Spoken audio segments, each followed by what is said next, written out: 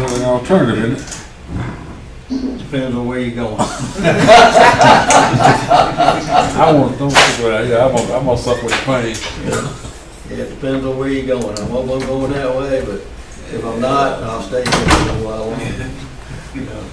But right now, I'm in right down there.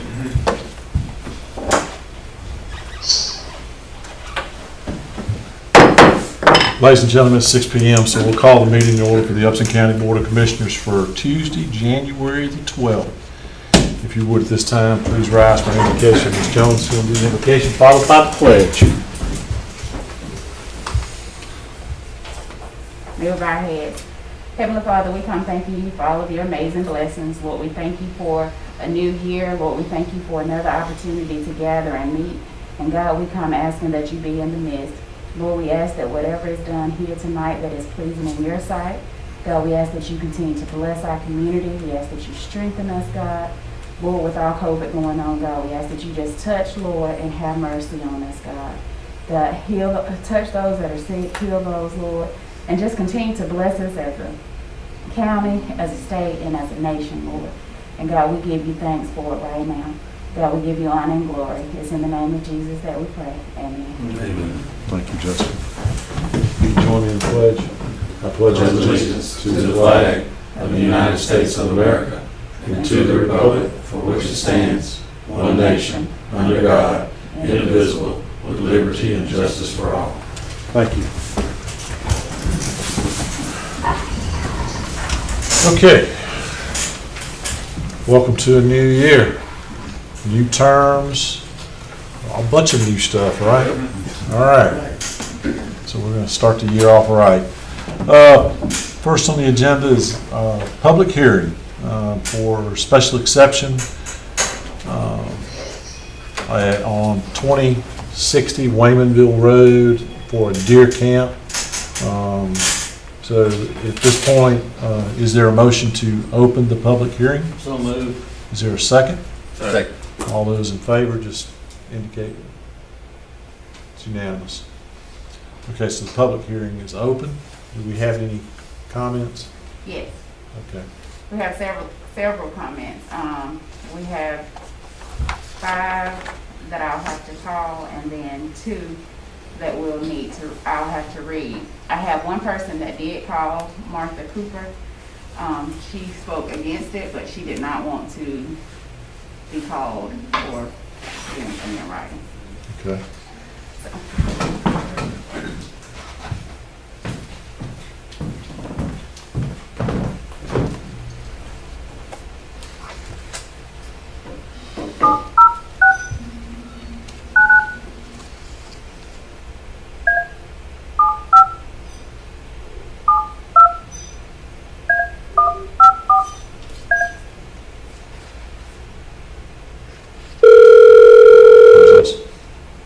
Josh Standard. Hello. Hey Josh, this is Jessica Jones calling from Upson County Commissioners. Hey Jessica, how are you? I'm good. How are you? We are now in the public hearing for the deer camp, and I'm going to turn it over to Chairman Allen. Yes, sir. Thank you for your patience. So you have 5 minutes to tell us what you want to tell us. All right. I'm not going to take all of 5 minutes for myself, but I'll spread it out real quick. As far as the deer camp goes, Upson County has really done a big job over the past year or longer as far as getting rid of the camper situation, people living in campers, people having a bunch of campers, and what all goes along with it. This particular instance is this property borders, it's right smack dab in the middle of a residence, multiple residents. I think that is 6 to 8. It'll be in the backyards of quite a few and the front yards of 3 to 4 people. And that being said, one of those backyards, front yards is a church, which we have volleyball tournaments, softball fields. They have softball tournaments and a graveyard. A lot of the members of the church are really concerned about it as far as safety and so is everybody else as far as safety-wise. Everybody around here's got kids. The second issue is property value and what goes along with it as far as allowing campers and that many campers and everything that goes along with campers and deer camps and on the weekends and shooting guns and stray bullets and stuff of that nature. It's a big devaluation of homes and property, and everybody around here really tries to keep up the appearance of the neighborhoods as a residential, as just everybody combined. I know we spent, each individual landowner spent quite a bit of money trying to keep it looking nice with landscaping and everything else, and then to put a deer camp right in the middle of all of that would be a really big eyesore. On top of the safety thing again, I mean, it all boils back to as far as shooting guns, deer hunting, and it being such a small tract of land and having that many people or hunting. The property I know personally has been clear cut 5-6 years ago, so there's not, it's for the most part it's fairly open. It's just overgrown with underbrush. So as far as even being able to hang a deer stand to hunt, there's not very many trees to do so. And that's pretty much it. I mean, it really falls back on, there's a lot of children in this area under the age of 15, and in the summertime, there's summertime and fall and beginning of deer season, that time frame, there's always kids outside running around, whether it be at the church or it just at their residence. Okay, all right, well, that's about your 5 minutes there. You took all of it, so, all right. All right. All right. Well, I can get on a roll. Yes, sir. We appreciate your concerns and your comments, so hope you have a good day. All right. Thank you, Mr. Yes, Norman. sir. Bye. Bye-bye. Mr. Terry, Jessica, do we have the applicant on the list? What's his name, Doug? Sproul? No. All right, Did he well, say by he was our there? public hearing procedures, we're required to have them speak actually first, and then they get to rebut anything at the end. That's by our public hearing. I've got his number in Okay, the I can call file. him now. But he would need to hear all the opposition stuff. Well, that's why he gets to rebut. He makes a statement. By your own procedures, we do have a public hearing procedure in our ordinance, and they start it off, and then they listen to everything, and then they get to rebut at the end. So Is he watching it? Do you know? Have you spoken to him? he should be. I have not spoken to him. Sproul. Yes, Larry Sproul.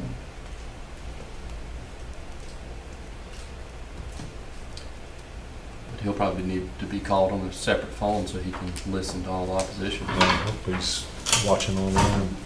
He watched for, let's see. All right, I'll read it out. 770-330-4430. 770-330-4430. Larry Sproul. Spelled differently than Sproul, but it sounds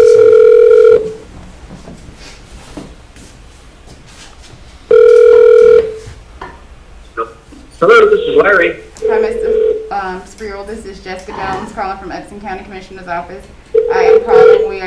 We are in the public hearing for your special exception.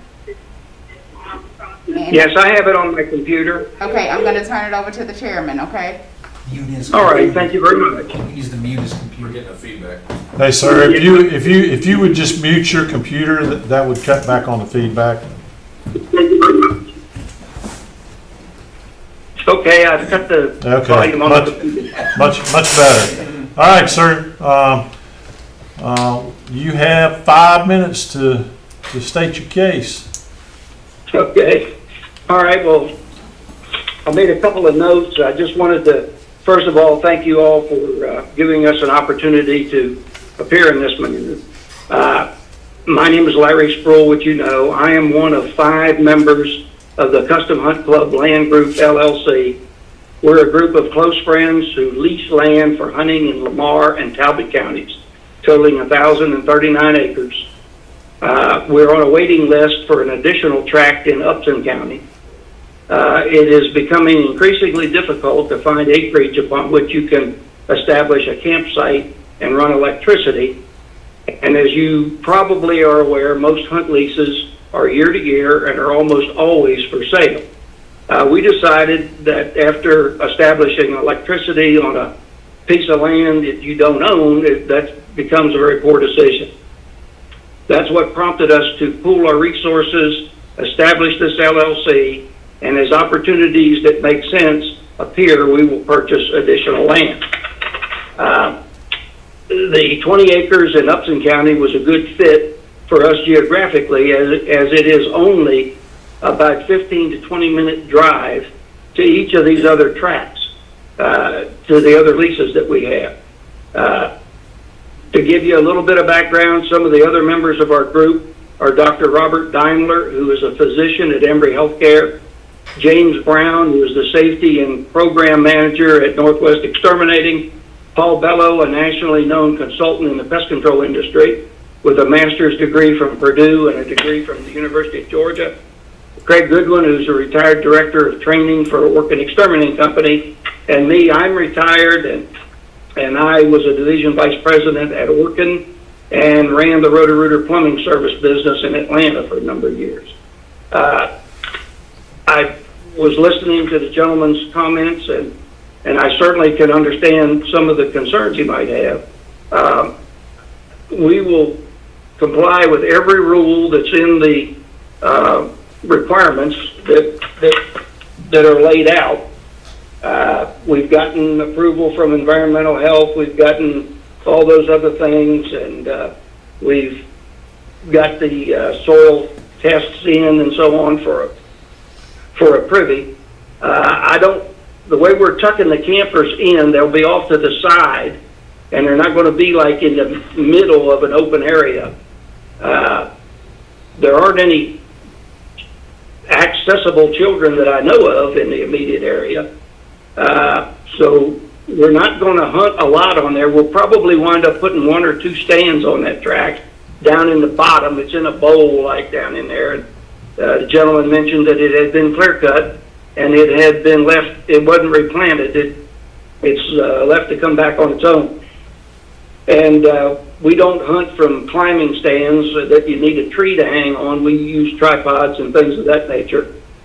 As far as shooting and so on, we just really don't have any plan to do a lot of shooting on that property. And we always are mindful of safety and things of that nature. So we don't plan on creating an eyesore. We understand how that could be.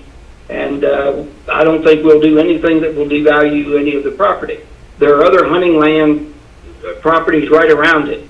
And, you drive 200 yards down the road and there's several tracts that are owned by timber companies that are leased out for hunting. So that would be basically my comments about those statements. Okay, sir. Well, you have the opportunity. We'll call you back once we hear from the other folks. So just stay with us. Okay, I shall do it. Yes, sir. Thank you. Yes, sir.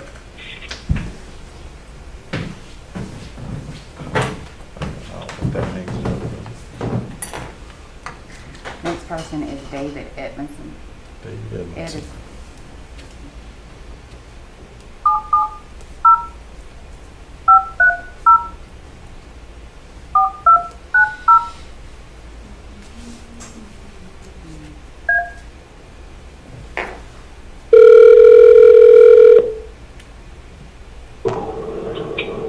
Hello.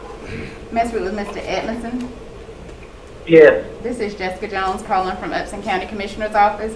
We are in the public hearing for the special exception for the deer camp, and I'm going to turn you over to our chairman.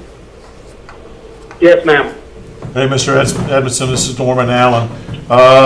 When you start, you've got 5 minutes to plead your case to us. So what you want us to know? Well, first of all, the deer camp being that close to the church and residential properties, I think is a danger with the guns shooting at the deer and everything with our kids playing in the yard. And also for everybody who's around there to see all the trailers and campers and everything they're going to have back there, it's going to make the property value of everybody's house go down out there by where they're setting it up. And that's all I really got. I just worry about my kids playing next to a bunch of men out there shooting guns and the property value of our house going down. Okay. Nothing else? That's it. All right, sir. Well, thank you for your time. Thank you. Bye.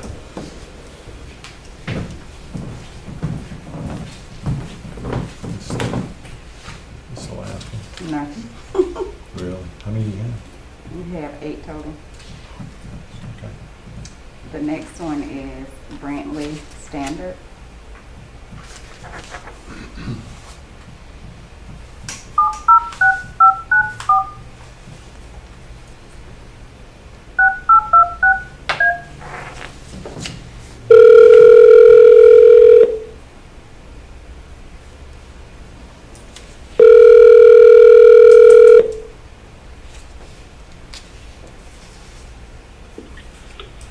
Hello. Let's speak with Brantley. Uh-huh. This is Jessica Jones calling from Upson County Commissioner's Office. We are in the Hello. public. How are you? I'm good. We are in the public hearing for the special exception for the deer camp. And I'm going to turn you over to Chairman Allen. Okay. Yes, ma'am. We, just to kind of tell you, I don't know if you're actually watching this online or not. No, I'm not. I'm at work. Okay. Well, we've already heard concerns about the proximity of this proposed deer camp to the residences and the church, and people concerned about, firearm safety and the kids and property values. So I'm gonna turn it over to you, and you've got 5 minutes to tell us what you'd like to add to all that. Well, that actually is all that I was super concerned about. There's other things like the possible amount of campers that they have proposed to put on there. I know, like in the ordinance for the deer camp, there's no state of required minimum or maximum of campers. And I know they already had mentioned they wanted to put 10 to 12 campers on that property, on that 20 acres. And I know on the maximum stated for the non-commercial property owner, like camping ordinance, it only says no more than 5 campers. I do agree with the safety being an utmost concern, being it's literally surrounded by residents and the church. Many of folks who have small children, and certainly the devaluation of the property. And then the fact that, let's see, my other thing is that it's basically, especially with that, like I understand, deer camps are allowed in the county under certain exemptions and exceptions, but especially with the trailer park or trailers not too far from that, it would be an extension of that trailer park essentially, or could be considered a trailer park. But I agree with everybody else and what they've already said. And the only extra thing was the volume of campers that they had proposed to be on there and still hunt would make it even more dangerous. Okay. But that's all that I had extra to add. All right, ma'am. Well, thank you for your time. Thank you for your time. Yes, ma'am. Bye-bye. Bye. We have 2 more to call, and then I have 2 to read. Stephen Clift, the person we'll call. Stephen. Clift.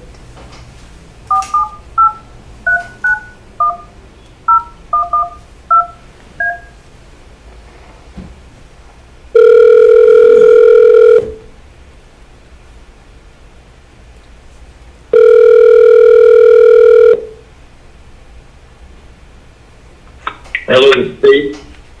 Mr. Cliff, this is Jessica Jones calling from Upson County Commissioner's Office. How are you? Hi, I'm fine. We are in the public. There's an awful lot of static. We are in the public hearing for the special exception for the deer camp. Is that better? Yes, ma'am. Okay. That's much better. I'm gonna turn you over to Chairman Allen, okay? Yes, ma'am.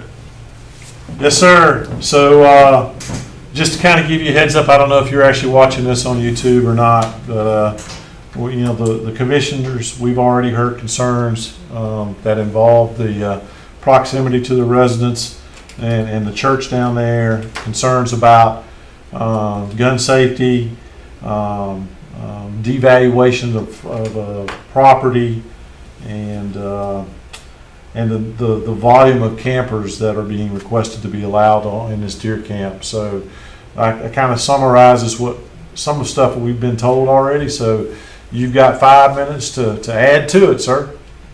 Okay. Well, I would just reiterate some of the same concerns. There are 4 homes that pretty much border this property and the church on the south side. It is only 20 acres. The only thing I would add to it is the entrance to that property is on a blind corner, and you're talking about bringing in campers and stuff like that. And ultimately, I think that it would be a loss of privacy for us, especially we're right there on the east side of that property, and just having a lot more people out there, I think we'd lose a lot of privacy. And that's pretty much all I had to say about it. Okay, sir. Well, we appreciate your time. All right. Thank you, sir. Yes, sir. Thank you.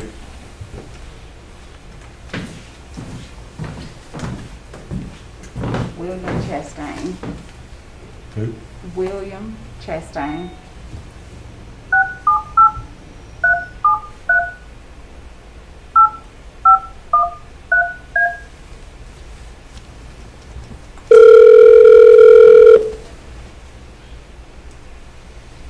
Hello, this is Will. Mr. Chastain, this is Jessica Jones calling from Upson County Commissioner's Office. How are you? Hi, Jessica. Doing well, thank you. We are in the public hearing for the special exception for the deer camp, and I'm going to turn you over to Chairman Allen. Okay, thank you. Hey, Mr. Chastain, how are you? Mr. Allen, doing well. How are you? I'm good, sir. So, just to kind of summarize, I'm not sure if you're watching this at home or not. I am. Okay, so I don't need to summarize. So, you've heard what some of your neighbors have had to tell us about this. So, you've got 5 minutes to add anything to it that you'd like. Yes, sir. So I want to, first of all, start off by saying thank you to you guys and then identifying myself. So I am not a resident of Upson County, but my family has been affiliated with the Custom Hunt Club, which is the hunting club associated with the Custom Hunt Club Land Group, LLC, for over 10 years. My wife and I recently moved back to Georgia, and we rejoined the club not long after. So, but I wanted to, just first of all identify myself. But I'm here tonight representing 4 members of the club, myself and 3 others: Richard Craig, Jason Craig, and David Chastain. And we are, just to put it all out in the air, this is our last year affiliated with the club. We actually did ask for refunds, but we were told no and encouraged to continue to hunt. So we are members of the club. But we decided it would just be better for one person to call rather than all 4 of us calling in and reiterating the same thing. So unfortunately, the last few years that have seen a progressively declining experience, leading to multiple members leaving the club due to disagreements with hunting practices and just general management decisions made by the club management. Some evidence to this is, club members have been cited by DNR for for violations while on the property.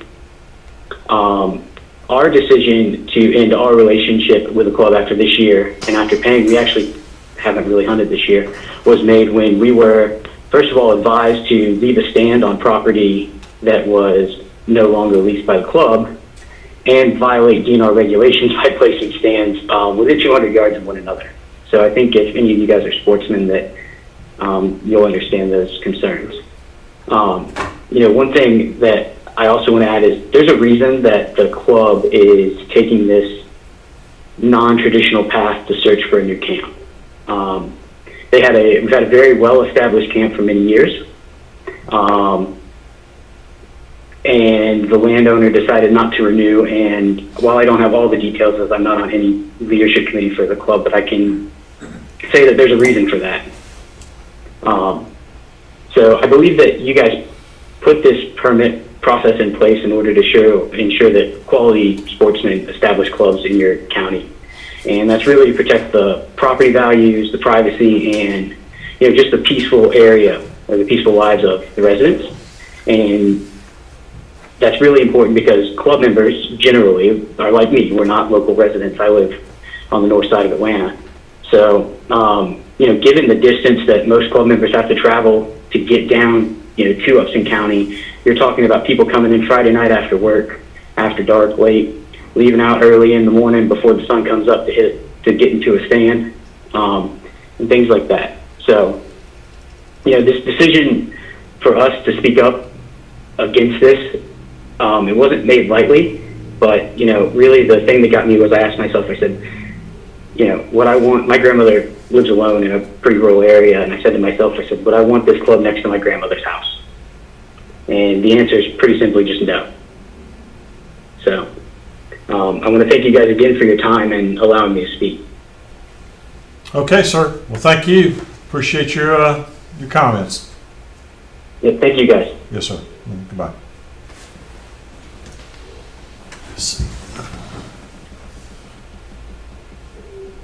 It's all. What? Hit what? I think He's, it's he's hung up. You know that? all right, so I have two that sent in an email, and I'll read them. Can everybody hear me? Yeah, it's better if you pull it.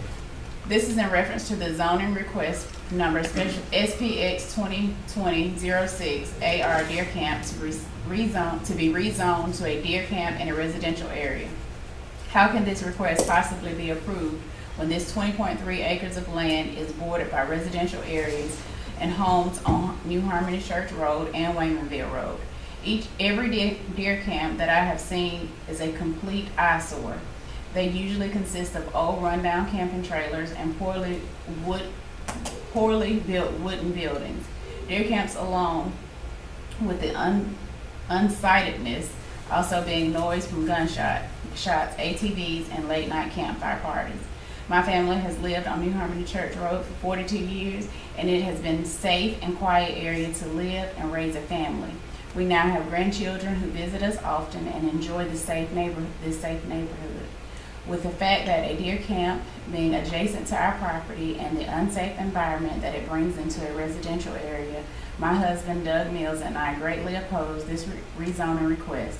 We both ask that the rezoning board take into consideration our concerns and denies the request for the area to be rezoned for a deer camp. Sincerely, Ellen Mills.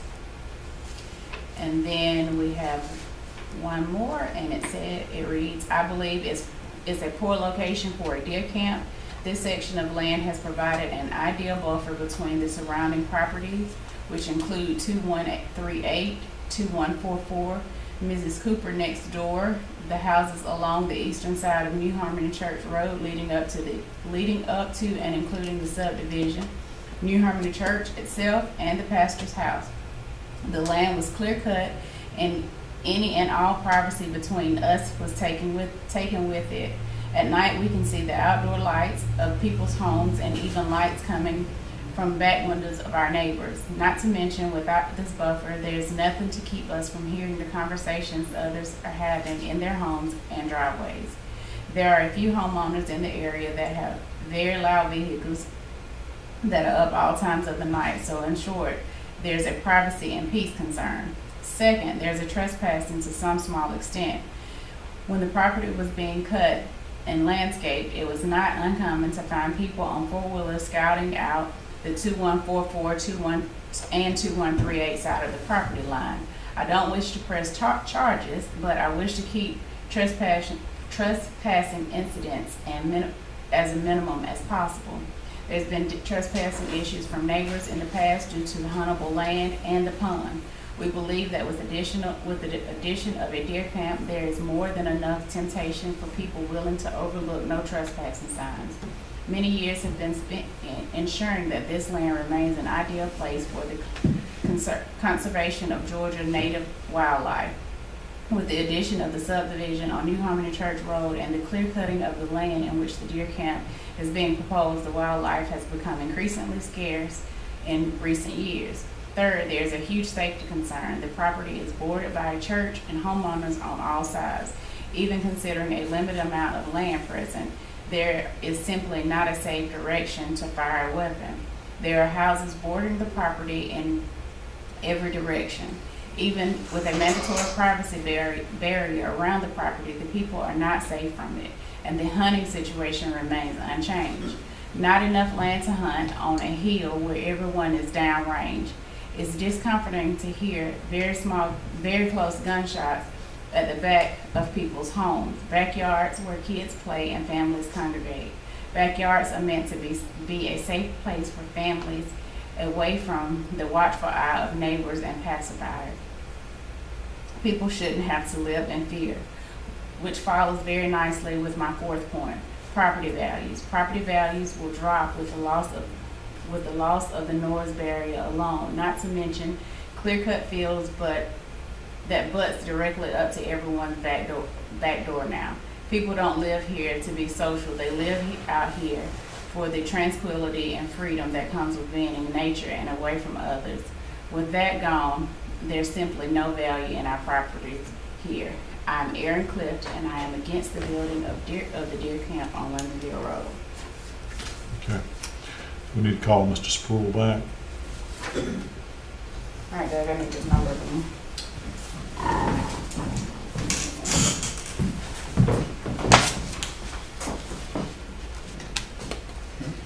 Seven 330 4430.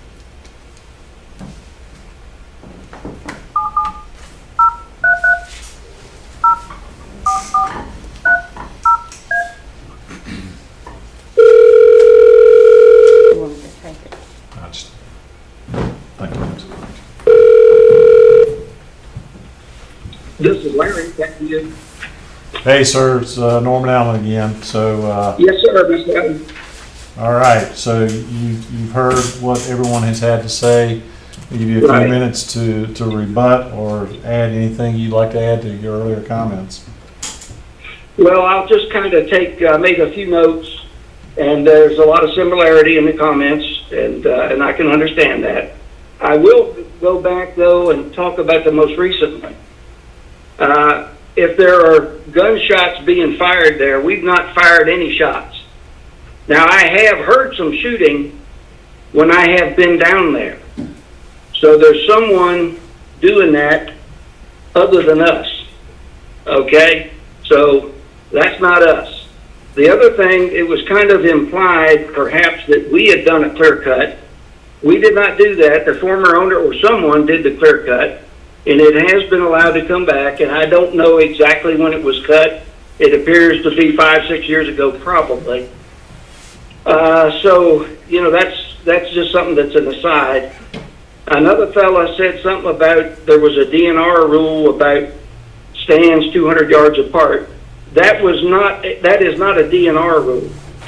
That is a club rule that we don't place stands closer than 200 yards from one to the other. And the only distance thing I'm aware of with the DNR is that you're not allowed to shoot within 50 yards of a public highway. Let's see. And the other things are probably things I've already talked about. As I mentioned, we're not going to have a lot of guys hunting there. We have good equipment and so on. I have a tractor and so on that I mow things with and all that. So I don't think it'll be anything that's that unforgivable. And as I mentioned, there are hunting tracks all around there, and certainly there are some homes there as well. So I think that in that it was agricultural land to begin with. It was not zoned, as I read it, for housing or whatever. It was zoned agriculture. So I really don't have anything further to add that would, I don't think would be of interest, but if there are questions, I'll be glad to address them. Okay. Anybody have any questions, Mr. Sproul, at this point? I think we're good, sir. I think so. We appreciate your time. Okay. All right. You have a good day. You too. Thank you, gentlemen. Yes, sir. Bye.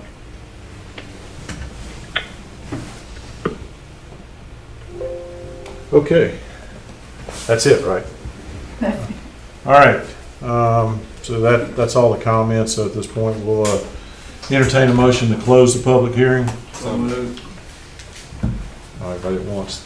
So moved. All right, is there a second? That's it. Second, all in favor? It's unanimous. Public hearing is closed. Mr. Courier. Yes, sir. We'll just do a brief summary of the staff report that you've been given. Certainly this is not comprehensive, it's just hitting sort of the highlights. Maybe repeat a little bit of what you've heard, but the owners and the applicants are Custom Hunt Club Land Group LLC. Mr. Sproul is their representative. They are requesting a 14-space deer camp on 20.34 acres at 2060 Waymanville Road. As you've heard and as you can see in the aerial that we had on for a while, it's heavily wooded in this area. All zoned AR in the immediate area. We do have low-density single-family residential in the area, also heavily wooded parcels, and there is the church that's been discussed. These are the deer camp requirements. So as staff and yourselves and the Planning Commission, these are the criteria that they need to meet. I've been asked, and you heard referenced earlier about minimum and maximum size of deer camps. You can see in the criteria there are no such things. This is the list when you go to AR and it says by special exception you can have a deer camp. These are those things that they have to meet. And you can see I and J are things that can only be determined really after it's been functioning for a while. So you really only have A through H to make sure that they meet the requirements. You can see by the checks when these things were done, or some things have been initiated. But for instance, the power poles, it was going to be a significant expense when they came in and discussed that. So I believe they've not gone forward, for instance, with the application, putting that system in because they were waiting to find out whether they were going to be approved or not. And maybe some of the similar other things like the bathroom facilities. There are also general review standards required of all special exceptions to be used by both the Board of Commissioners and the Planning Commission as per state law. When staff analyzes these in terms of contrary to the purpose, well, this proposal was not contrary to the purpose because it's listed that deer camps are acceptable in AR under the right circumstances. So the fact that it's listed indicates that at least under the right circumstances, deer camps would be okay. Then we talk about detrimental to adjacent properties in the general neighborhood and constituting a nuisance or hazard. The problem with these standards, of course, is that you can't presume that these things necessarily are going to automatically be nuisances or hazards, that if they're properly managed and maintained, they can be, if not assets, at least invisible in the neighborhood. So yes, this facility, if approved, could be a nuisance and a hazard to the neighborhood and a negative impact, or at least it could be neutral if it's properly managed and maintained. Similarly, effect on existing land uses. There's a question about the lot size. Later in the report, I think I've got it in here, you'll see that in the past the county's approved smaller deer camps than this one. Let's see. Okay. Staff recommended approval for 2 reasons: consistency with the ordinance requirements that were just discussed, and lack of evidence of any obvious significant impacts that are just going to happen. We can assume that in certain circumstances they could, but that doesn't mean that they would. Planning Commission considered this proposal. At the December meeting, they recommended approval by a 3-2 vote. You've been seeing the aerial earlier. This is what was submitted in the application as the layout for the camp. You can see where those indicate spaces, or where the multiple dots are. That darker dot in the middle is to be the privy, and that red dot is where the entrance driveway would be. Hey Doug, what's that parcel there that's cut out that's on Waymanville Road? Is that a residence? Single-family residence, right? Okay. And that concludes the staff report, Mr. Chairman. Okay. Does anybody have any other questions for Mr. Curry? Okay, you've heard everything. Oh, I think there was a petition that came in. It had roughly, 36. how many? I think it was 36. About Just under 40. between 35 and 40 signatures, all opposed to this, and mainly it looked like everybody was out there either on Waymanville Road or New Harmony Church Road, or in that proximity. Okay. Okay, so you've had everything, you've heard everything. Is there a motion on this special exemption request? Mr. Chairman, I offer a motion that we deny this request. Okay. I have a motion to deny from Commissioner Wilder. Is there a second? I'll second. Seconded by Commissioner Watson. Is there any further discussion? Hearing no further discussion, Ms. Jones. Commissioner Jones? Yes. Commissioner Watson? Yes. Commissioner Wilder? Yes. Commissioner Ellington? Yes. Chairman Allen? Yes. Okay. Thank you. All right. Next on the agenda is a public hearing for a beer and wine package sales license at 6456 Crest Highway. I believe don't we kind of refer to that as that the Wilson's, old Wilson Station ad? Yes. Okay. So is there a motion to open the public hearing for this? So moved. Is there a second? Second. All in favor? It's unanimous. Public hearing is open. Ms. Jones, do we have any comments? No comment. We have no comments on this, so is there a motion to adjourn the public hearing? So moved. Is there a second? Second. All in favor? It's unanimous. Public hearing is closed. So, Ms. Jones, So this application came in last year before we approved the moratorium. They came in, did the application, they paid the application fee. They were waiting to do, we were waiting on them to do inspections, complete some inspections that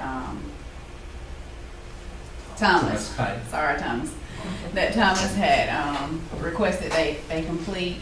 They did complete those. This business has had a beer and wine license in the past, so this would be a new applicant, but not a new license to the store. okay. Mr. Chairman, I'd like to ask staff a question. Sure. And because we mentioned Thomas, so we've made a visual inspection of this property. Yes, he was there multiple times. Did we confirm, or are we aware if there's a residence on this commercial property? I'm aware that there is a building there that could be used as a residence. I'm not sure if it's used as a residence or not. There's two buildings on the property. And I have some concern about that. I don't know that that's the case. I'm just, if we were there, there's a store only takes up about half of that building. Oh, yeah. In that same building, there have been previous businesses in there, not in quite a while. I was thinking about the other building. I'm unaware of whether anybody's lived in that other commercial part of it. Okay. Well, it's zoned C2, whatever. So we know that there should not be anybody living. Not there. So it's probably a separate issue outside of this, but if we know of something, we probably need to let them know. So, okay. So Background checks, everything checked out okay. Everything's been repaired, that was noted in the inspection reports. So is there, if there are no other questions, is there a motion on this? I got a question. Okay. So, this guy lives in Decatur, and evidently, does he own the store, or is he permitting for somebody? Generally speaking, these are leased from the owners. I'm not sure in this particular case, but that's traditionally what it is there's some other owner. And these folks lease for 2 or 3 years and then move on. I think in the last 2 years, this is probably the third owner of this business that we've had. Does he have any other liquor licenses in the county? No. Okay. Yeah, I want to make sure he wouldn't. But we don't have any liquor licenses in the Well, county. no, okay. Beer, wine, package Beer, license. wine, package. Yes, sir. Yep. There might have been some, You got any of them? No. I mean, what you talking about? Yeah, I always, worry that the guy that owns it can't pull a permit, so he gets somebody to pull it for him. And it's always worried me on beer and wine licenses, but, it is what it is, and, if everybody's done their homework and background check and the guy's good to go, that's my only question. Okay. I just worry. Mr. Chairman, along the same line of questioning, just for the record, I did want to note that the application was made October 8th of last year, which was before our moratorium. If this were an application under the moratorium, it would be an automatic denial with an appeal right. to the board if they wanted to appeal it. And it's for that reason and many other reasons the staff had asked the board for that moratorium, so we could look to see if we were meeting and or exceeding high standards for stores of this nature. So one of the things that we really look forward to looking into, aside from our development standards for these types of establishments, are the alcohol regulations that would potentially go with them. Whether or not there has to be any stake of ownership in an operation to even be able to qualify for a license from Austin County. And that's one of the things that Mr. Curry and I are looking forward to researching for you and providing to you hopefully by this summer. So right now, we have no idea if he's tied to the business or is he permitted for Joe Blow. His application says that he's the owner of the business, but that's all I I can. didn't read that, but, Yeah. okay. Well, we need to, and I'll just point this out, when you get into the big box stores, I mean, they don't live here either, so there's the Dollar Generals and those types of things. So as long as they're complying with our local and state laws. No, it says he's president of Crest Inc. and applicant relationship to the business. He does say he's the owner. So. Okay. Are there any other concerns or comments? Is there a motion on this application? If I don't get a motion, then it's not gonna go anywhere. It's gonna die for lack of a motion. Going once, going twice. Okay. Dies. Do we, and we can talk later offline about, what the recourse may be, if this can come back up and when it may come back up, but because of our moratorium, if it may be that this doesn't come back up. So, when I'll call him tomorrow to let him know that it died, but the first question I'm gonna have is, what was the reason? There was nobody supported the request. Okay.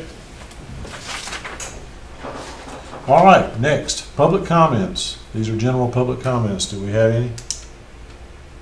No. Okay. All right, moving along. Next on the agenda is our consent agenda. You'll see the items listed on the consent agenda. And just for the record, our December 8th, 2020 regular meeting minutes, the acceptance of our November 2020 financials, the acceptance of the updated projects and priority dashboard, which was worked on at last week's work session, the approval of the reconveyance of property to the Thomaston-Upshur County School District. Though, if you remember, those were the properties that were deeded over to the county back in early 2000 or the late 90s when they were doing the splosh, before there was an e-splosh. That time frame has passed, and so this is just reconveying that property back to the school board.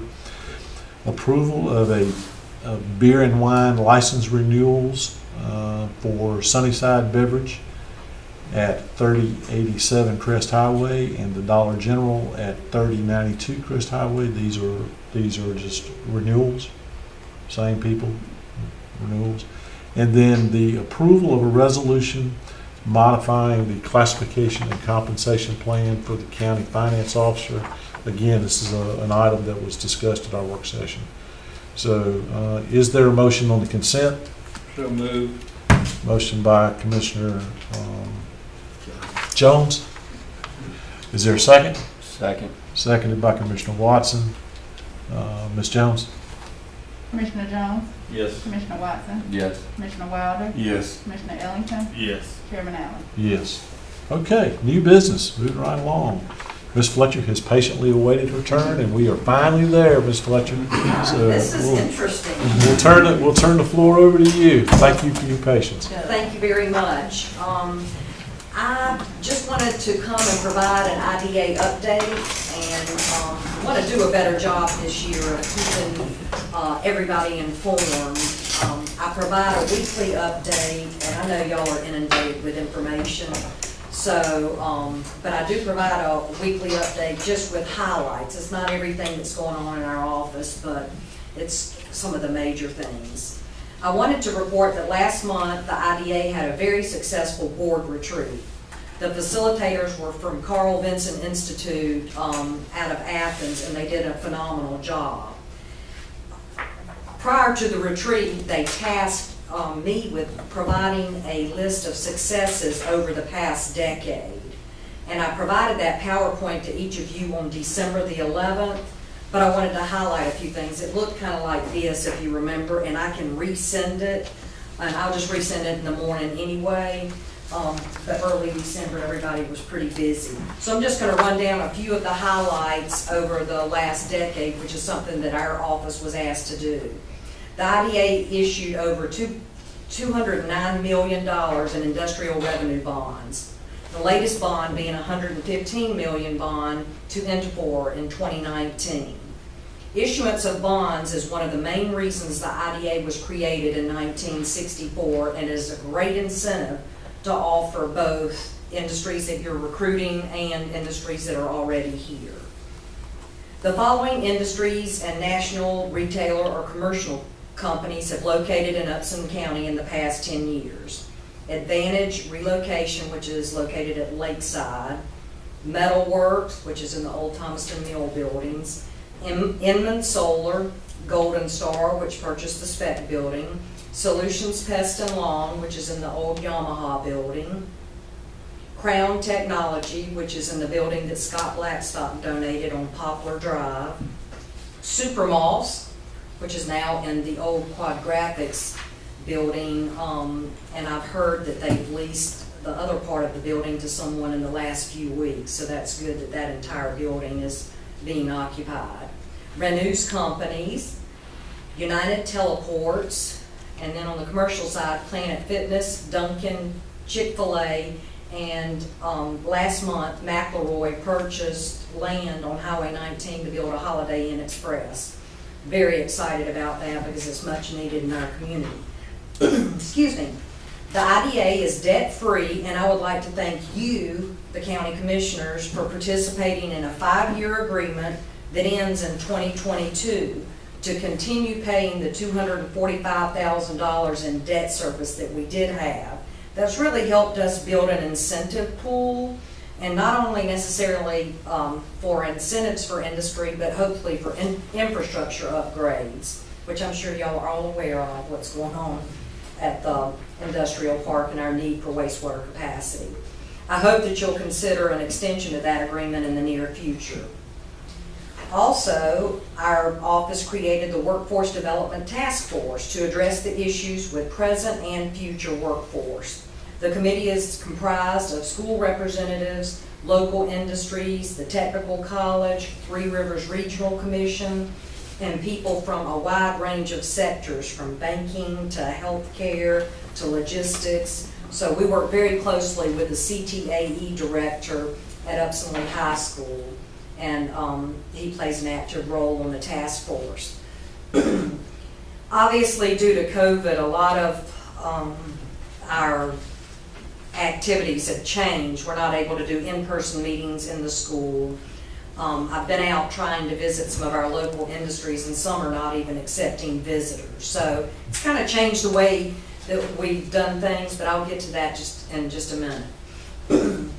The challenges of COVID have had several things in this arena. Since I'm not able to meet with state project managers in Atlanta and site selectors around the country, in early 2020, I think in March, the IDA hired Bruce Dunaway to do a drone video of the industrial park, and it is on our website, and I hope you'll take a look at it. It really is a virtual tour, and it lists all the infrastructure that's in place, and it's phenomenal. We were a little bit ahead of the game on that.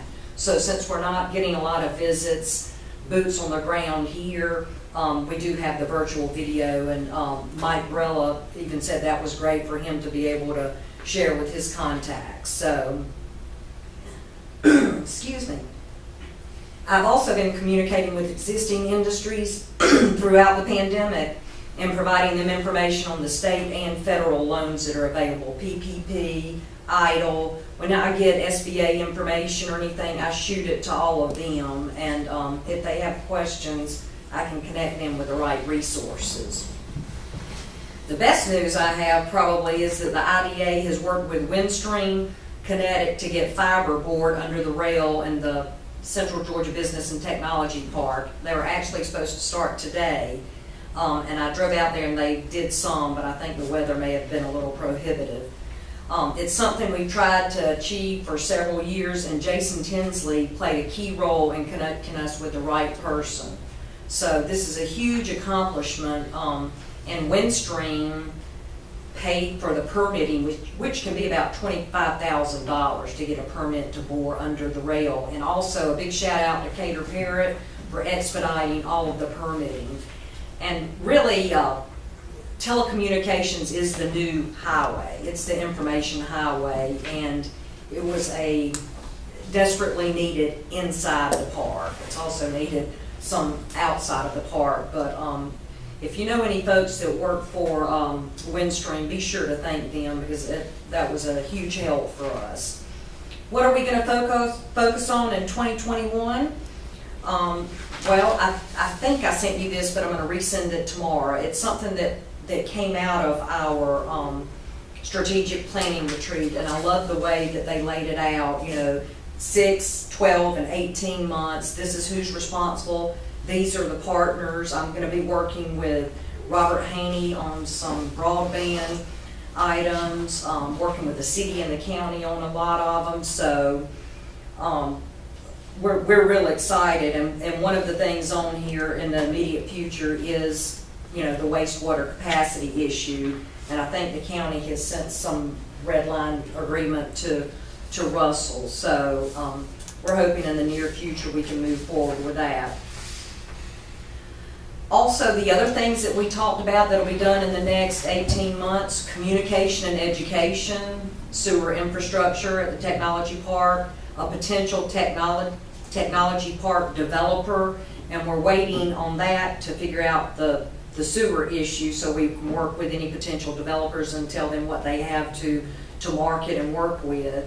And at the January IDA board meeting, we will be electing our officers. It's our annual meeting, so we'll have a new chairman, and we'll have a vice chair and a secretary. So some of that is needed before moving forward with some things. Fiber infrastructure, as I mentioned, continued business recruitment efforts, brownfield work, and brownfields are old sites that may have hazardous material on them. And we hope to be able to get a $600,000 grant once we look at some RFQs and determine what company we want to work with. But I think between the city of Yatesville, Yatesville, Thomaston, and the county, there are enough sites surely that we can be doing some environmental studies on. So workforce development, long-term funding, and identifying industry needs. So much of the same, but maybe in different ways of reaching some of these goals that we have. But that's just a kind of a highlight. And I would like to say that the IBA board is on board with increasing sewer capacity at the park. We've talked about what we would like is 150,000 gallons per day guaranteed, which would be about 1.5 million.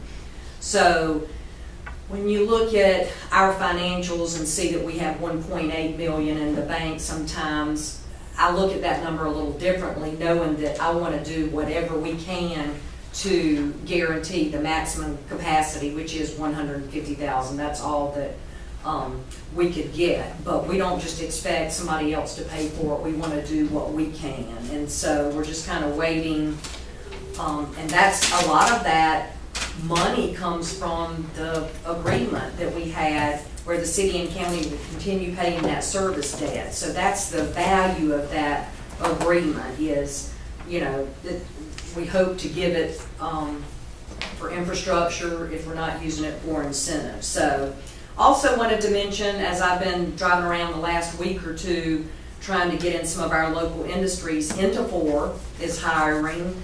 They had 7 new employees coming in the day after I was there.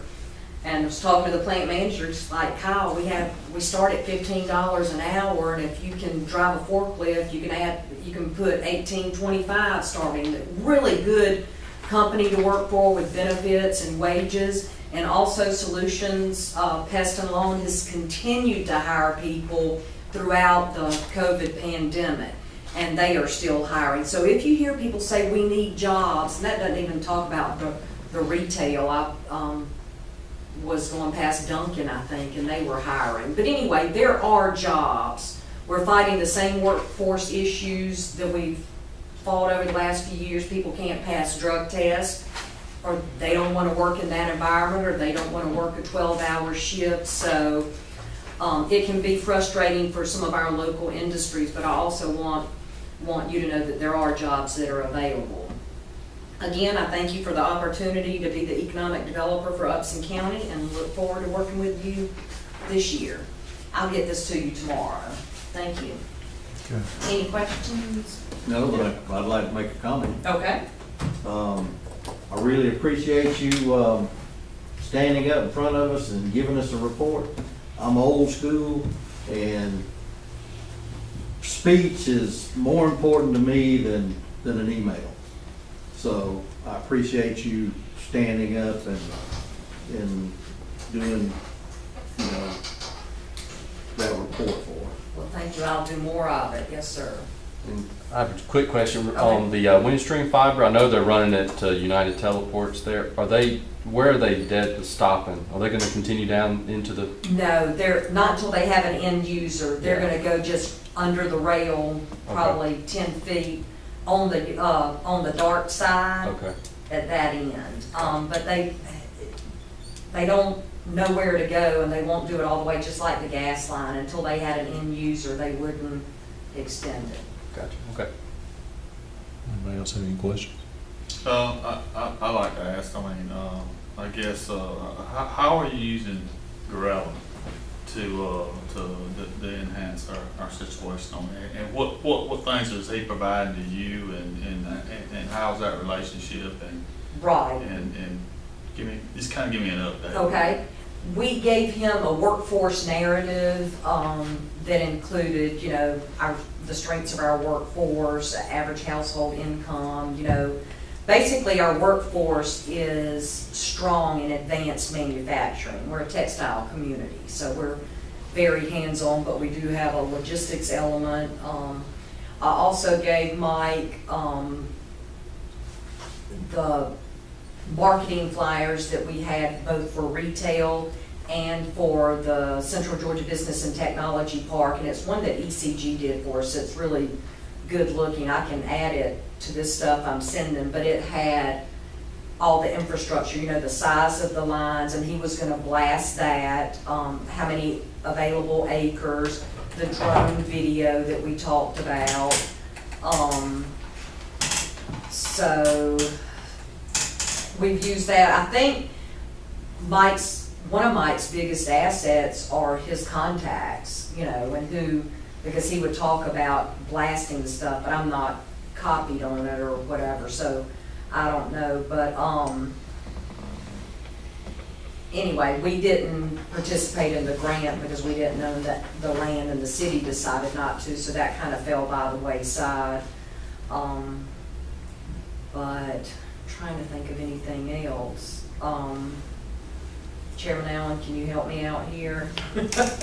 Well, I can give you the latest with Mike Grella. Is Jason and I had a phone call with him yesterday, and so you know the whole situation with Grella has not taken off like we had all had hoped that it would, and I don't know. We were excited that we had the opportunity to maybe apply for some grant funding, and that just kind of, like Kyle said, just kind of fell by the wayside. Because what Mike was really hoping to be able to do for us was to get some of that grant funding through the CARES Act, and that pot dried up pretty quick. What is he doing for us now? And so basically he's working on packaging what we have. He's had to hold off a little bit while we dealt with the infrastructure issues at the park. He's focusing on that Central Georgia Business and Technology Park because, you know, to me, to him, and I think to everyone, it's kind of the easy sell right now. I mean, that land is ready to go. And so once we finalize some of these infrastructure things and the broadband thing, that's huge. I mean, that has been one of the biggest downsides to that park. So with the broadband there, we are, and Kyle and Jason helped me, I mean, pretty much all infrastructure is in that park. All right.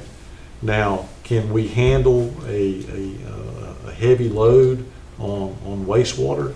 No, not until we finalize this agreement with the city and move forward, and the city moves forward with that project that will include that cross-connect pipe to be able to move affluent from Bell Creek to Town Branch. So, but the good thing is we're there. So where we're at with Grella is we've got to get all this stuff to him so he can put together this really easy to understand, this is what we have here. All the inventory of all the infrastructure, and then get it out to the appropriate industries and businesses that we can handle out there. You know, you know, he's advised me a lot lately on, you know, when we get to the point where, and the IDA has not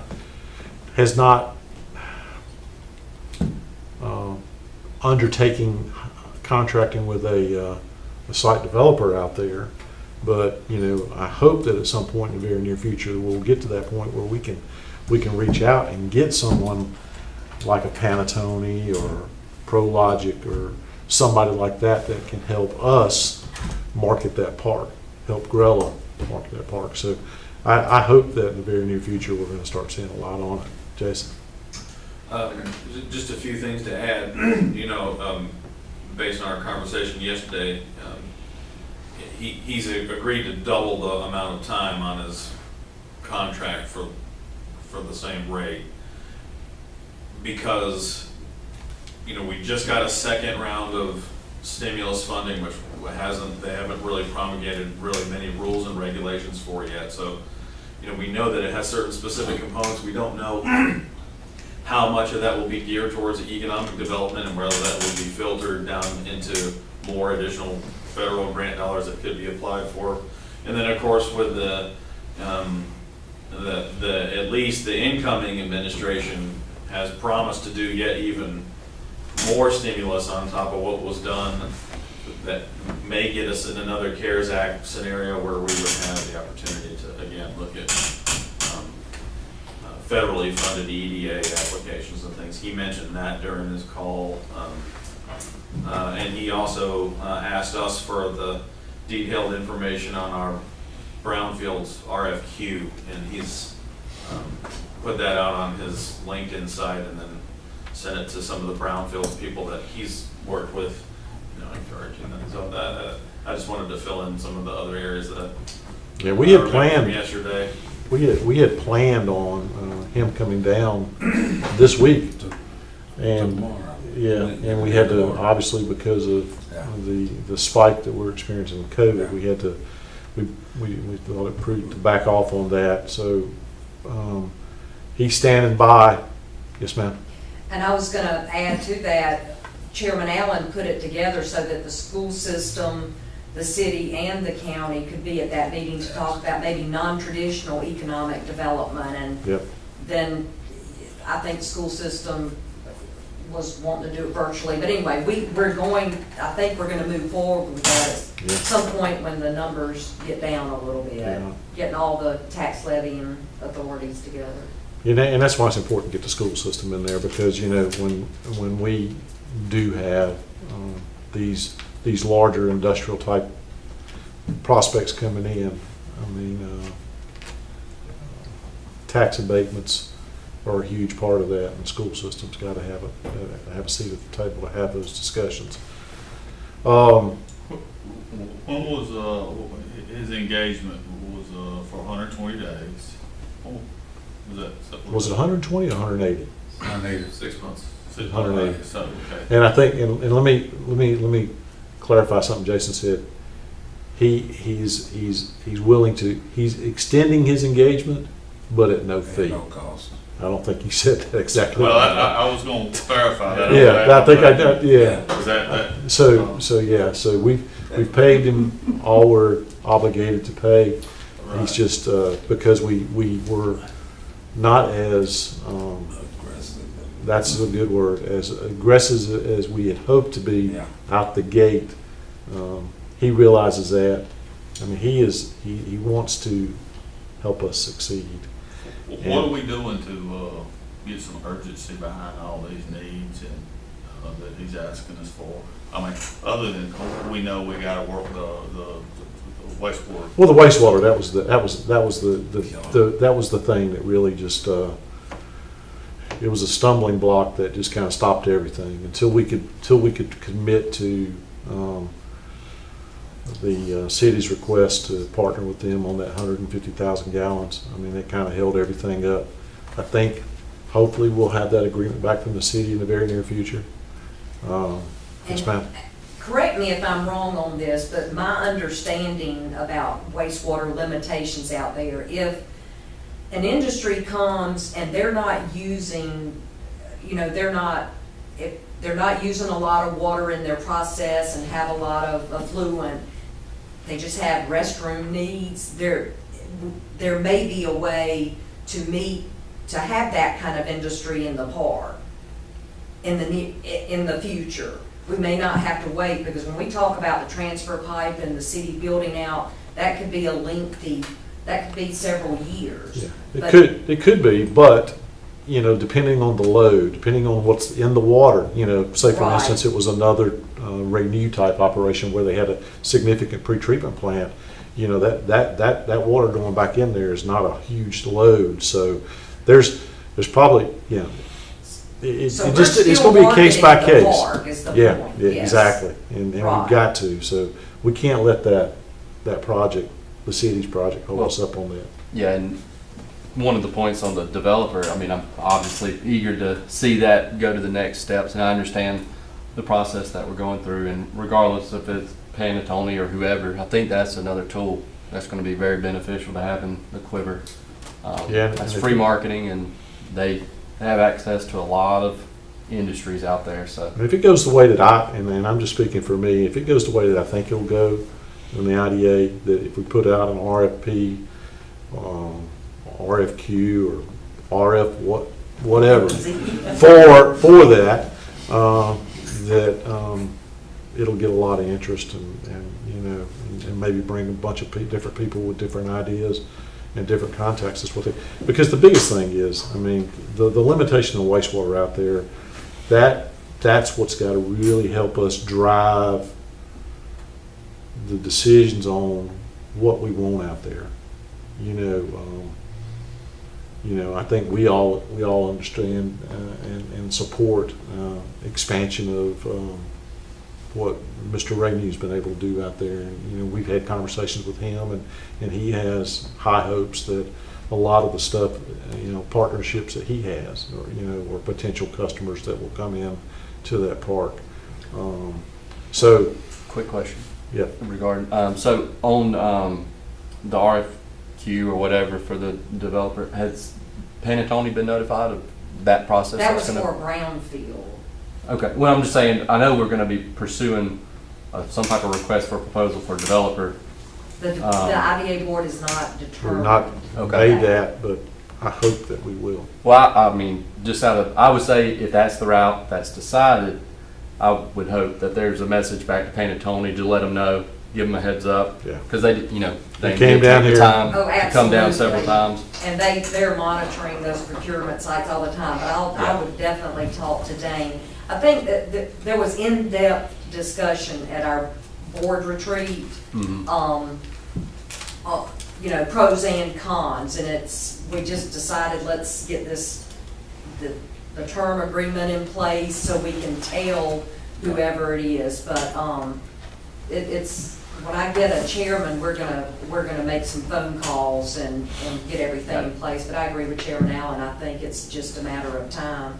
And also, I had the opportunity to do an orientation for the county-appointed, IDA board member Matt Smith last week, so I think he'll bring a lot to the board. He was excited, and the city will also just appointed Lonnie Joyce Friday to fulfill the one-year term for Carson, who resigned a year early. So we'll have 2 new board members, but I think we're going to move forward, and I'm going to make sure that before the 25th of January, they know as much as they can as far as what we have ongoing. I just, and I know we'll move on here, but, I can't help but reflect 4 years. Look how far we've come in just 4 years. 4 years ago, all the IDA did was industrial and manufacturing recruitment. 4 years ago, we didn't have a strategic plan. We didn't have a hotelier coming. We didn't have the development on Highway 19 corridor that we've seen. So we didn't have discussions about workforce development. So a lot has happened in 4 years, and Kyle, I appreciate you. Well, We've thank challenged you. No, there's a great team, and momentum is everything. So I look forward to our new IDA board members coming on board, and I look forward to getting the strategic plan and making it like what we have. And I like to brag on us. We have a plan. We hold ourselves to that plan. We keep ourselves accountable, and I look forward to the IDA following suit, implementing the plan and working that work list. So a lot of good things coming down the pike. Kyle, I appreciate you coming tonight. Thank you. Yes, sir. We're not going to let you be a stranger. Okay. Okay. All right. Next on the agenda, and if I could, we need to add another item to this. We need to add, we need to select a vice chair for our own board tonight. So I'm going to add that to that, just make that pending change to your agenda. So, in fact, why don't we go ahead and do that? So, let's see. Mr. Wilder's time in the seat as vice chair has come to an end. No. No. Who was? No, it was you. That's right. Gosh. I came to him a couple years ago. A year Oh, ago. so you ready to do it again? No. No, Over a okay. year ago, Mike. Well, let's see, so, well, let me just do this then. So at this point, we'll entertain a motion for the 2021 Vice Chair for the Board of Commissioners. Mr. Chairman, I'd like to make a motion, following, tradition of the board of rotation, for Vice Chairman of the board to be Commissioner Paul Jones. Is there a second? Second. Any discussion? All those in favor? I abstain. Does it come with a baby gavel? Get some hand sanitizer. No, I need a baby one. I don't want the big one, I want a baby one. I'm not gonna jinx myself. I would say something, but I'm not gonna jinx myself. All right, and this will probably be just as fast. Next is the appointment of our county clerk. I would like to keep our current county clerk with the much wisdom and direction that she has for another term, please. I have a motion to reappoint Jessica Jones as county clerk. Is there a second? Second. And I know there's no discussion on this, is there? All right, Ms. Jones? Oh, I'll just do it this way. All those in favor of Ms. Jones Aye. continue? It's unanimous. Thank Thank you. All right, county attorney. I barely see Pascal back there. So is there a motion for appointment of the county attorney? So moved. So moved. Appoint. Reappoint. Reappoint English Law Group? Okay, Second. okay. All those in favor of reappointing English Law Group as the county attorneys? Aye. Congratulations, Mr. English. Stuck with us for another year. Yeah, and he's pushing buttons. All right. Be careful what you ask for. All right. Appoint. Yes, sir. I understand. Appointment of county auditor. I'll make a motion to reappoint our county auditor for another term. Okay, and that county auditor would be? New name.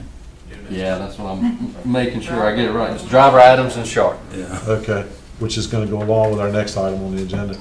So I have a motion to reappoint Driver Adams and Sharp as the county attorney, the county auditors. Is there a second? Second. All those in favor? It's unanimous. All right, good, taking care of business. All right, next on the agenda is the approval of the 2021 engagement letter from Driver Adams and Sharp. Jason, you want to highlight this or you want me to? I just want to clarify something from the work session. We were, you had asked, or I think it was Commissioner Ellington that asked what the exact percentage decrease was in the engagement letter year to year.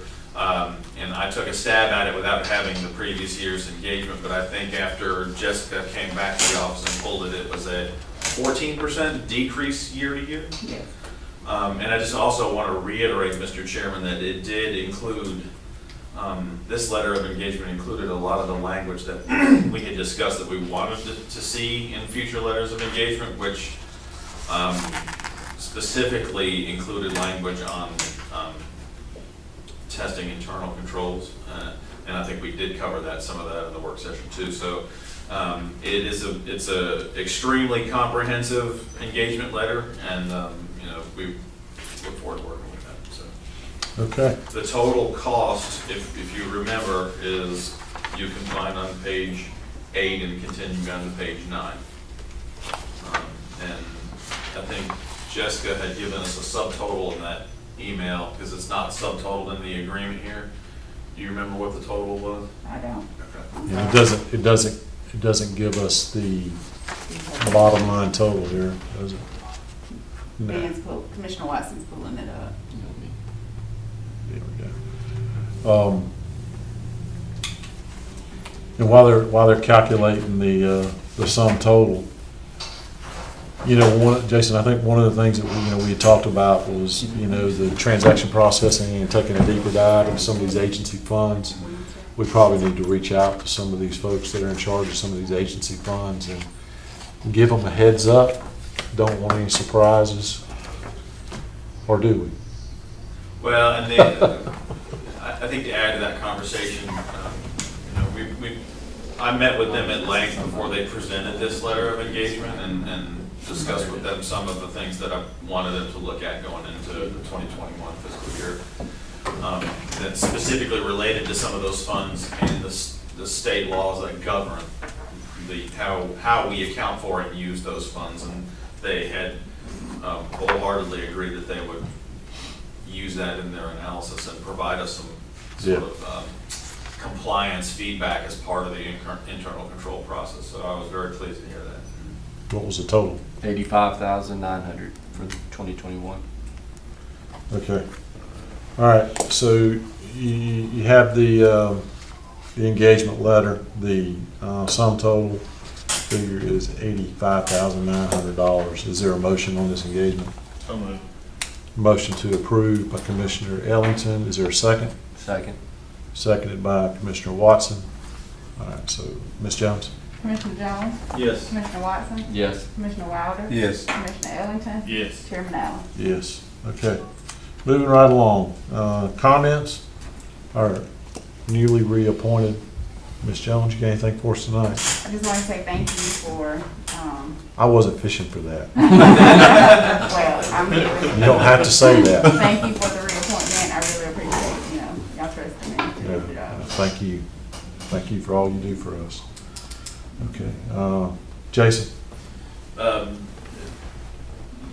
Just a couple of general comments, Mr. Chairman. One, as part of your consent agenda, we did adopt our revised project dashboard, and as we discussed in the work session, it is a living document. But if you'll notice, that document in the current form, or the form that was provided to you and that you adopted under your consent agenda, is considerably aggressive. And we do have a few items that are carryovers from 2020 that that we need to tend to. So when the chairman says we hold ourselves accountable, you can look at that list and see that we hold ourselves accountable, one, by noting that we didn't accomplish everything we were supposed to accomplish last year. So this is going to be, I guess what I'm trying to say is, on behalf of myself and the staff, we are going to commit ourselves to making sure that those items are addressed in a way that the board sees or deems appropriate. And you know that, and I speak for all of us up here, I'm sure that if there's anything you need to help do that, just don't hesitate. I know you won't. Doug, let's get it done. Get that let's.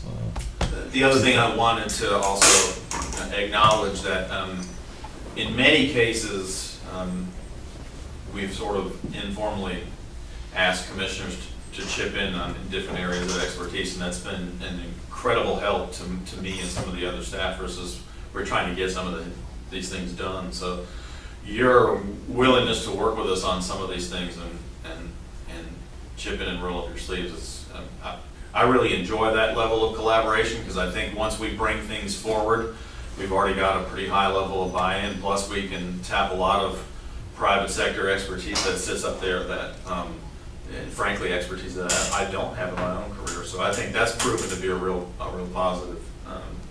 Yeah. And then the last thing I just want to report, we are in our sort of modified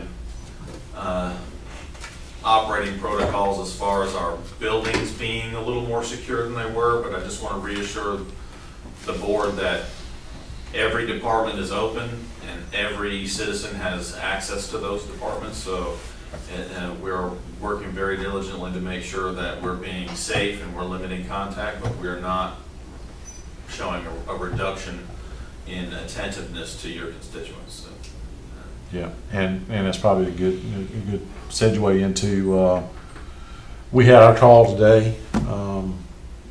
It sounds like that things are pretty much, and I hate to say status quo because it kind of minimalizes it, but things haven't gotten tremendously better for us as a community. I mean, the hospital is still doing the very best they can. I think the number today was just north of 40. 44. And 10 on ventilators. So the number on ventilators, that number's gotten better, but still a struggle. We are, so I appreciate the staff doing everything it can do, because the last thing we need to do is basically let the public think that we've shut the doors and we're not doing business. It's 2021. This COVID thing is here for a little while longer, and we've got to roll up our sleeves for two things. One, to get things done, and two, to get the vaccine. I was highly encouraged today to hear the numbers that they were putting out, that they thought they'd be able to vaccinate. If you combine what the hospital expects that they'll be able to do and what the health department will be able to do, Jason, I'd say it's close to about 800 a week. And I was really happy to hear that the hospital can take great credit for.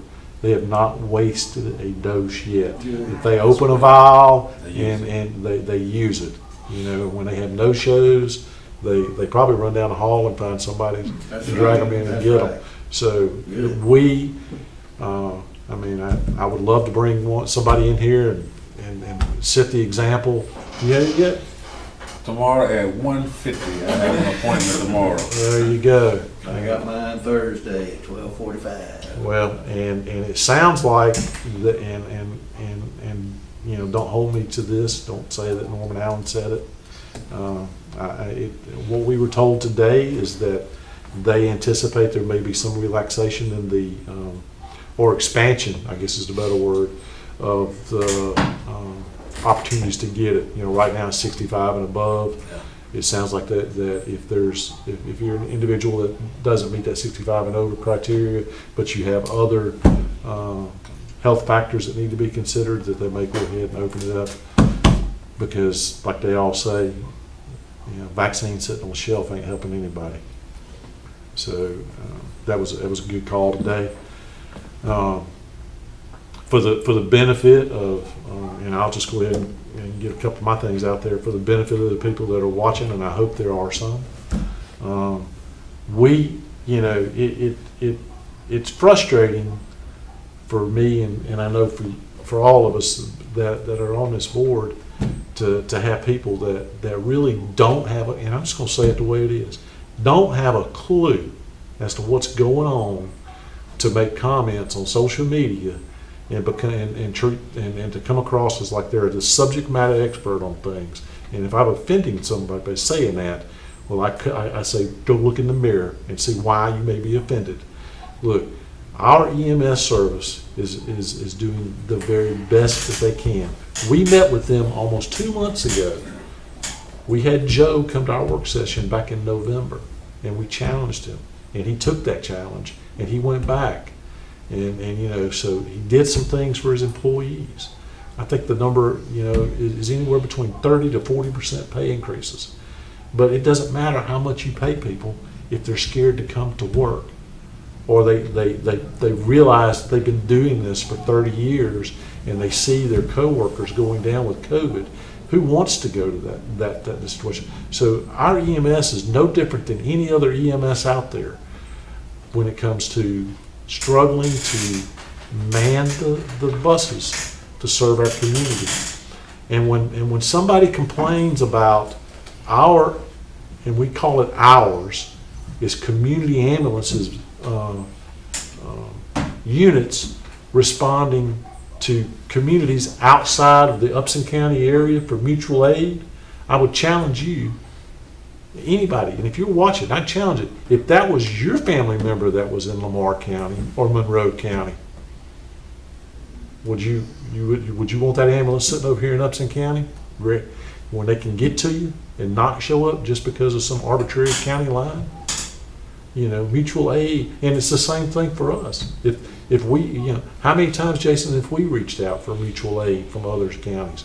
Joe with Community Ambulances, he has told us, and he has put it out there, I am willing to sublet ambulance service in Upson County.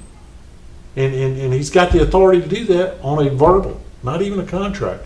If there's another ambulance service out there that is staffed and willing and able to come to Upson County and serve, we're open. Come on. Community will partner with you on that. But we do not own the license. Upson County has not owned that license. It was owned by Upson County Hospital Ambulance. It was sold to community. They own it. We can't get it. I don't care who, whatever authority you may be listening to out there. I'm telling you, the experts, the attorneys will tell you, we can't go get that license if we wanted to. So for those folks that are sitting out there and they're listening and they're saying that we don't care and we're not going to care until it's a family member, I got some good sailor language I'd like to use with you right now. And 706-601-0614. Call me. I'll be happy to talk to you. And I'm getting off my high horse on that. Does anybody have did I cover it? I mean, and if I'm speaking for you and you don't want me to, I mean, the reason I take it so seriously is because I can't tell you the amount of time that Jason is sitting at home, or I'm sitting at home, and Sheriff Kilgore, or Sergeant Osley. I mean, we're on the phone Saturdays, Sundays, and we have people that are sitting at home with their scanners listening to this stuff, and they're saying, "Oh my God, oh my God." Well, find another radio station. We're doing the very best we can. And, it's frustrating when, and to have people, and I get it. That's why I'm not paying attention to social media as much anymore. But, 706-601-0614 if you want to have a legitimate conversation about it. Last couple of things. So the next meeting we'll have the change order for the roads. You've seen some emails from me. There's one more that I have, Mr. Chairman, one more I have to circulate that I got just a couple hours ago. Okay. And of course, once we have the feedback from the board as to, exactly what they want to see in the change order, we'll get it ready for you. So hopefully at the next meeting, we can move on with that. We've got all the pricing ready to go. The paving has kind of come to a halt because of the weather. I know they're doing a lot of patchwork. Right now, I think they're on Baker Britt, they're on Thompson, where there's a tremendous amount of patchwork they've got to do, but that's kind of come to a stop. But we've got these other roads that we want to add to it. I mean, the price is right. We need to do it. Litter, that'll be on our next one.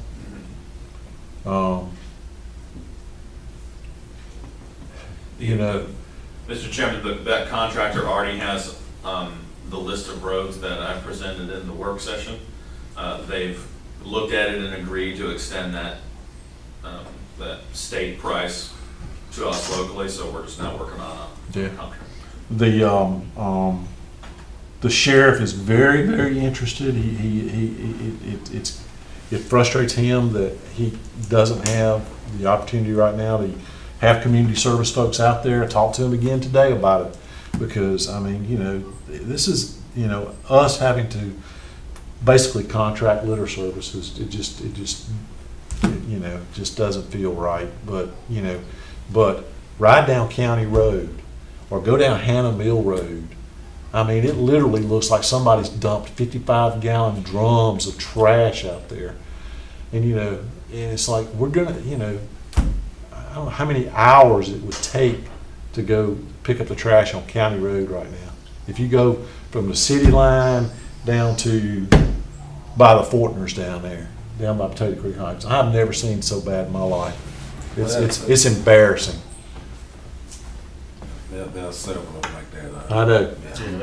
You go down here by Southview Cemetery, going just right there by the cemetery. It's atrocious. Jeff Davis Road's pretty bad. Old Thompson Road is pretty bad.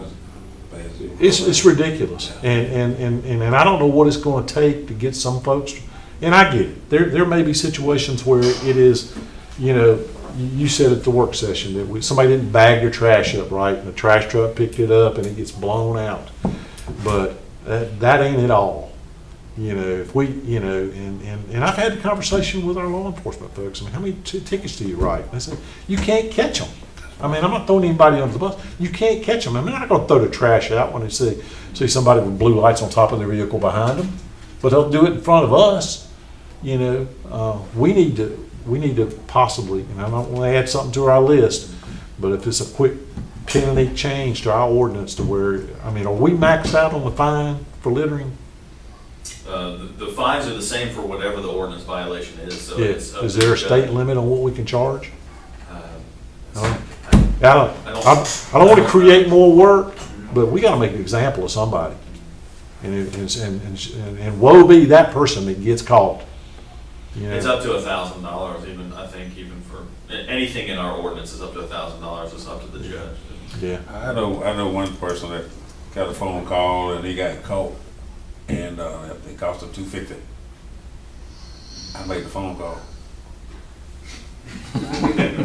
He stopped in front of me and he got clean out his car, and I just called the deputy. I told him that tag number, they followed him, they called him, and he admitted doing it, and they charged him $250. Hey, that's what I'll tell anybody that's watching on here. Don't become the trash police. Everybody's got a daggum phone. If you see somebody throwing trash, take a picture of them and get the license plate. I don't know if it's enforceable in court, but it's enforceable in the court of public opinion. You know, our roads are horrible. And then the last thing I'll say, and I'll move on because I know I've looked over some. I'm just excited about the days ahead. I mean, 2021's here. We're dealing with COVID. We're dealing with everything. We got to put this COVID stuff behind us and get on about the business of the county. And I'm excited about the next 4 years. So, Mr. English, do you have anything for us tonight? Nothing other than I appreciate your comments, sir. Yes, sir. Looking forward to 2021. We got started 20 behind us. That's it. We got a lot of work to do. We got to go on. So, Mr. Wilder. I just want to thank the people that accepted the appointment, and I just want to piggyback on what you just said about the COVID situation. If you can make the appointment, call and get the appointment, be patient, be persistent. Sometimes you make the phone call if a line is busy because they are busy. But whenever there's an opportunity for you to get that shot, you need to take it. It is very serious, and we need to change some of our habits. We got a lot of people gathering without masks and too close together and want to party and do a whole bunch of things that are not very safe. I want you to kind of take a look at your activity and make an adjustment. It's good to be here. That's all I have. And you brought up a point there, and I'll mention this, but Jeff mentioned it today, CEO of the hospital, that, you know, you got to be patient when you're calling a hospital to get your stuff. They actually getting so many calls. They have 5 operators manning the phones, and they've had so many calls that it has shut down their phone system a couple of times. And the health department folks are doing the same thing. So be patient, but get it done. Get it done. It took me a long time, but I got it, and I was able to get through, and they gave me my appointment for the first one, and I got an appointment for the second one. Yeah. Because I'll tell you, from personal experience, I'd rather had the shot. I'd rather had the shot. I mean, Mr. Ellis. You stole all my thunder, so. You know, I really would just like to say that you know, I never thought this would be a passion, but, you know, how life changes you, but I just want to reiterate the fact on the litter. You know, it's disgusting. And everybody's got to see it. If you're not seeing it, you're not looking for it. I mean, and if you pass it every day, I had a conversation with somebody earlier this week. You get so accustomed to seeing something, it becomes numb. But it's horrible. I mean, and look, you know, I love to blame it on people from outside the county, but look, people from outside the county not riding down every road we got in Upton County to throw out their trash. Trash is coming from right here in our county, from the citizens right here in this county. And I for the life of me, I can't understand it. And I look forward to being presented that information on this contract, because I do think the sheriff did a good job at it, but, and I appreciate him for stepping up and taking that, but I think it's to the point now that, the sheriff he would never be able to catch up. Well, and one thing too is, I mean, we're fortunate that, you know, we don't have community service because of COVID. All right, that's the bottom line. We haven't figured out a way to get those folks, if we got those folks, and then transport them around, stuff like that. But I'm confident that we will. But the financial side of the house, being able to use some of the COVID reimbursement money that we had, so we were able to do this and hopefully take care of a little bit of the problem. It ain't gonna take care of all of it, but it still, there's money there for it. So. We got to change some attitudes. Yep.